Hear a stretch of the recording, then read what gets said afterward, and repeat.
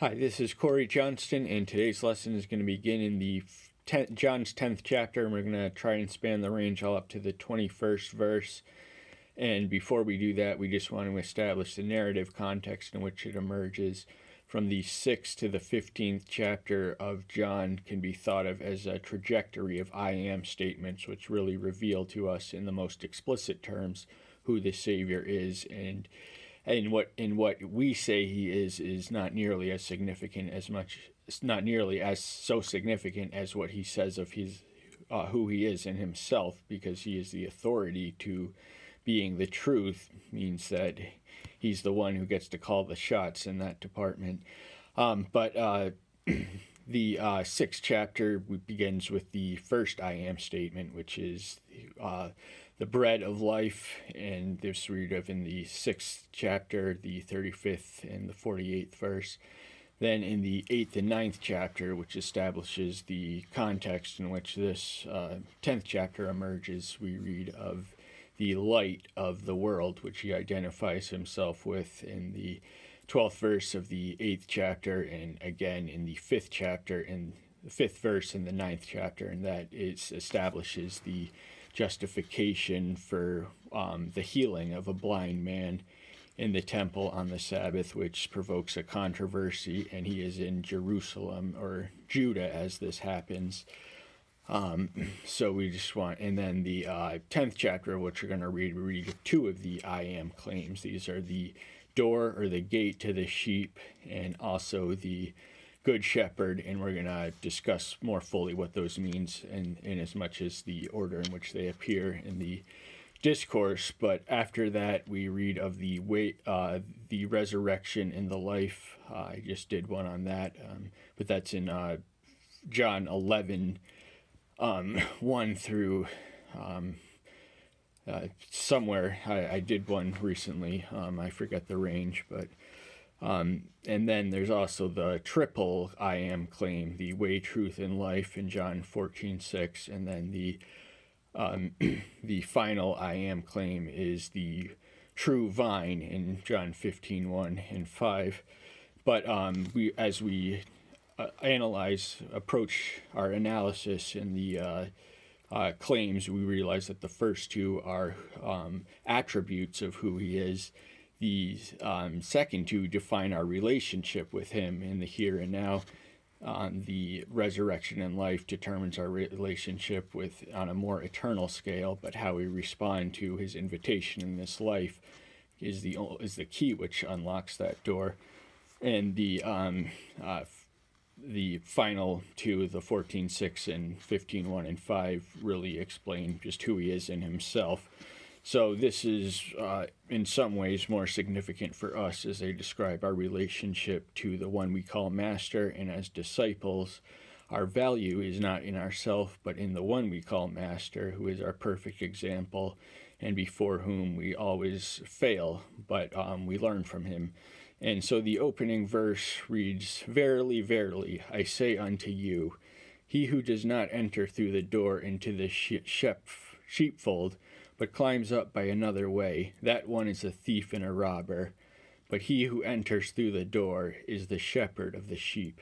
So in the first two verses, we read of an antithetical juxtaposition. He calls the one who shepherds, but the sheep do not belong to him, and he does not belong to the sheep. He's likened to a thief and robber whose intention is to fleece them and exploit them for personal gain, whereas the authentic shepherd, the good one, of which we'll soon read, is voluntarily sacrificial to the flock of who he calls his own, and rightly so. "The doorkeeper opens to him, and the sheep hear his voice, and he calls his own sheep by name and leads them out." So he not only knows us by what we sound, but by name, and the best we can hope for is to honor his name and to hear his voice and respond accordingly. And he does speak to us in a variety of ways, and it's really up to us to figure out how, and how to righteously and responsibly respond to what revelation he does provide us. And when he has brought out his own sheep, he goes before them, and the sheep follow him because they know his voice. So the knowledge of the voice invites a trustful and confident following of the one whose voice they follow. That's what the indication is. And they shall by no means follow a stranger, but shall flee from him, because they do not know the voice of strangers. So sheep do have an antenna of sorts which recognizes and resists strangers. They're humble and obedient and devoted servants to those who have the heart and mind of a shepherd, but to the fleecer and the false shepherd who infiltrates to exploit the vulnerable, that is not going to end well for them, unfortunately. So he provides us a formula and instructions for how we can recognize and respond to the voice. Yahshua used this figure of speech, but they did not know what he had been saying to them. They were spiritually blinded, so the spiritually blinded cannot perceive or intuit spiritual truths. This was a sad testimony of their state of spiritual blindness. And the they is the Pharisaical detractors with whom he was contending with in the synagogue of Jerusalem. Yahshua therefore said to them again, "Truly, truly, I say to you, that I am the door of the sheep." So this connects us to his middle attribute in John 14:6. Actually, the first one, the way, and he is the guardian of the way.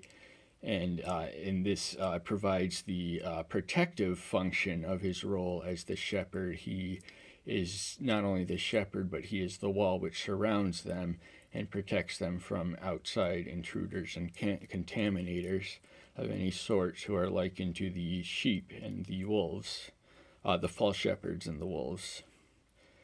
"All who came before me are thieves and robbers, but the sheep did not hear them." So this is not a universal indictment of the history of Israel. Yahshua affirmed both the laws and the prophets in their perfect form, but by this point in Israel's state of spiritual decay, they had not been directed by the Ruach Hadesh since Malachi uttered his last prophecy, and they had blinded themselves into a legalistic religion. And the Pharisees, they may have prided themselves on living more austerely and less obnoxiously. They didn't flaunt jewels or anything. They were more puritanical than their Sadducean counterparts, who were wealthy and aristocratic. But the Pharisees, in their own way, harbored wealth. They just kept more of it by being stingy. And I am the door. Whoever enters through me, he shall be saved, and shall go on and shall go out and find pasture. So the invitation to the opening is permissible to only those who hear the voice, because it takes a spiritual intuition. We use our spiritual hearing capacities to detect the voice, which we respond to. "The thief does not come except to steal, and to slaughter, and to destroy. I have come that they may have life, and that they may have it more abundantly." So this is a diametrical, extreme contrast between the false shepherd, who is likened to a thief, and his motivation and intention is to steal and fleece and kill, but he likens himself to the source of life, and not only a long life, but a qualitative element in life, the abundant life, which enables us to enjoy the spiritual blessings with a more grateful heart. "I am the good shepherd, and the good shepherd lays down his life for the sheep."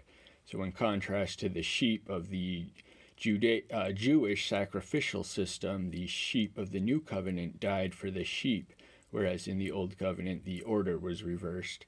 And this is when the Greek word translating as good means intrinsically so, and this was very much a borderline blasphemous claim for anyone to claim to be good, because true goodness So the majority of the Jews thought belonged exclusively to Yahweh, so they couldn't recognize the incarnate Son in their midst, but they at least paid homage to Yahweh in one form or another, but they're mostly gave lip service, and the other deficiencies are scattered throughout the Gospels. The Savior virtually addresses every single one that there was to address.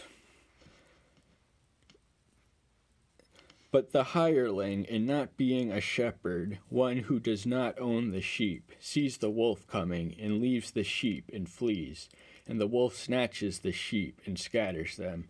So the hireling is distinct from the owner or the true shepherd in that he is motivated by money. He does what he does to earn a more comfortable living, so when the trouble and the danger and the threat comes from the wolf, they're going to cower and scatter and leave the sheep to the mercy of the wolves. So there's no sense in being either a coward or a bully if you're going to try and exercise any authority in any church.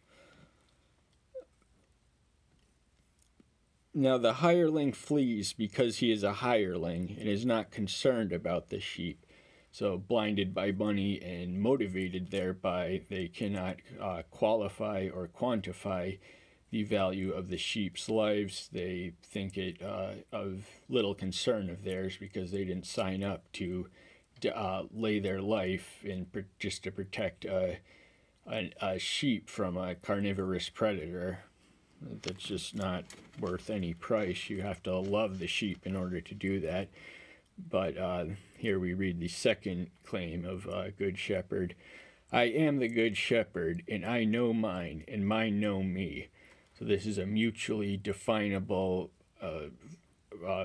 relationship in a mutual capacity, and he knew us before we knew him, and he called us, but we know him when we respond and when we faithfully obey the revelation of the voice in which it comes to us. Even as the Father knows me, and I know the Father, and I lay down my life for the sheep. This once more reminds us of the contrast we earlier alluded to between the sheep of the Old Covenant, which died for the flock, and or died for the shepherd in their sacrificial system, whereas the New Covenant provided human sacrifice who was as sinless as those animals were supposed to be, spotless, and performed it for the good of the world. And the sad fact is a lot of people don't assess the necessary appreciation to make the most out of it, and they're really flirting with their eternal destination when they do so. And other sheep I have which are not of the fold, I have to bring them as well, as they shall hear my voice, and there shall be one flock, one shepherd.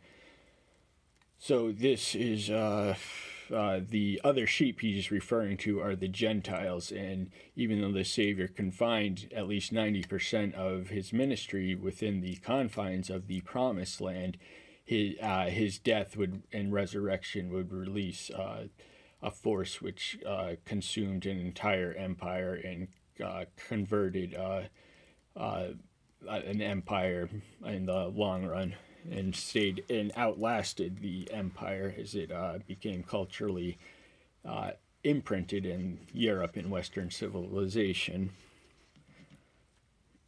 Because of this, the Father loves me, because I lay down my life in order to receive it again. So he knew what he had to do, and he knew what he came to do, and at this point he was probably aware of his message. He meant what he said and said what he meant. So he knew that his ministry would involve a literal death sacrifice in order to complete it in only 3 years in the ministry. So it also baffles the mind to think of what more he could have taught us, and maybe what more he could have, what greater impact he may have conceivably had on history if this remarkable man who was perfect in every way had a career in ministry which was more extensive than 3 years alone. It just gives you a lot to think about when you know what the impact he had on history and the amount of time he ministered. He truly did turn the world upside down, and it's a better place for it. No one takes it from me, but I lay it down of myself. I have authority to lay it down, and I have authority to receive it again. This command I have received from my Father. So he knew that it was a command, and that was the Father's will, and the truth is that his human flesh did struggle against the concept. We witnessed this in the Garden of Gethsemane, where he asked if this cup can be removed from me, but nevertheless, not as I will, but thine will be done. So he was increasingly aware of the burden he had to pay to accomplish our salvation, and that is something we are forever indebted to him for, and something we should never presume to duplicate, but only accept on his terms, which are multitudinous enough to be beyond the range of what I should focus on. Again, there came a division among the Jews because of these words. This is the natural response to a typical anything public with this man, whether miracle or sermon or anything else. There was always a division about him, and there will always be a division about him. And he came not to bring peace, but the sword we read of in Matthew 10, somewhere about 10:32 or 38, somewhere in there. And many said, but he has a demon and is mad. Why do you listen to him? So even those who were intimately connected with the experience of the miracles of this man in their midst, they somehow impiously imagined that he did so at the response of being submitted to demons. He expelled demons in the synoptic accounts, which ultimately compelled his detractors to say that he did so at the behest of Beelzebul, and he successfully silences them with the kingdom cannot stand if divided precept. And others said, these are not the words of one possessed by a demon. Is a demon able to open the eyes of the blind? So the other side of the controversy, which was, for all we know, equally potent and present, was more spiritually with it in order to assess the consequences of accepting what this man had to offer. And the division is there, and ever since, and having lived on the other side of the divide and being drawn near the middle and then being pulled onto the winning side, I cannot suggest anyone else do otherwise. So I'm here to hopefully help you reach that path, and I'm glad you're here, and stay tuned. That's all for now. See you soon. Bye-bye.